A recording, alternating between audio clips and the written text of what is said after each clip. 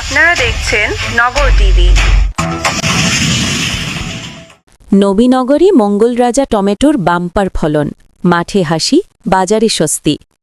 মোহাম্মদ রেজাউল হক রহমত, ব্রাহ্মণবাড়িয়া প্রতিনিধি। ব্রাহ্মণবাড়িয়ার নবীনগর উপজেলায় টমেটোর বাম্পার ফলনে খুশি কৃষক, ব্যবসায়ী ও সাধারণ ক্রেতারা। কৃষি সম্প্রসারণ অধিদপ্তরের তত্ত্বাবধানে নন কিপার সবজি উৎপাদন প্রদর্শনীর আওতায় এখানে চাষ হচ্ছে উন্নত জাতের টমেটো মঙ্গলরাজা, যা বাজারে ব্যাপক সাড়া ফেলেছে। নবীনগর শহর সংলগ্ন নদীর পাড়ে আহমদ গার্ডেন সিটির পাশে বগডহর উত্তর এলাকার জমিতে এই টমেটো চাষ শুরু হয়।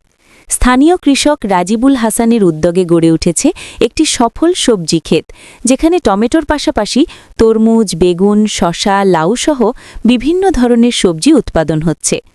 চাষি রাজিবুল হাসান জানান, আধুনিক চাষাবাদ পদ্ধতি ও কৃষি বিভাগের নিয়মিত পরামর্শে ফলে চলতি মরশুমে ফলন প্রত্যাশার চেয়েও ভালো হয়েছে। বিশেষ করে মঙ্গলরাজা জাতের টমেটো আকারে বড়, রঙে উজ্জ্বল এবং স্বাদে দেশি টমেটোর মতো হওয়ায় ক্রেতাদের কাছে এর চাহিদা বেশি। প্রতিদিন নবীনগর শহরের বাজারসহ আশপাশের বিভিন্ন এলাকা থেকে ব্যবসায়ীরা সরাসরি ক্ষেত থেকেই টমেটো সংগ্রহ করছেন। এতে একদিকে পরিবহন খরচ কমছে, অন্যদিকে ক্রেতারা পাচ্ছেন একেবারে টাটকা সবজি। দেশি স্বাদের টমেটো পেয়ে সন্তোষ প্রকাশ করেছেন ক্রেতারাও। তাদের মতে, বিদেশি বা দীর্ঘদিন সংরক্ষিত টমেটোর তুলনায় এই টমেটো স্বাদে ভালো এবং রান্নায় বেশি উপযোগী। কৃষি কর্মকর্তারা বলছেন, এই ধরনের সফল উদ্যোগ অন্য কৃষকদেরও সবজি চাষে আগ্রহী করে তুলবে। পাশাপাশি এটি স্থানীয় পর্যায়ে পুষ্টি নিশ্চিতকরণ ও অর্থনৈতিক উন্নয়নে গুরুত্বপূর্ণ ভূমিকা রাখবে।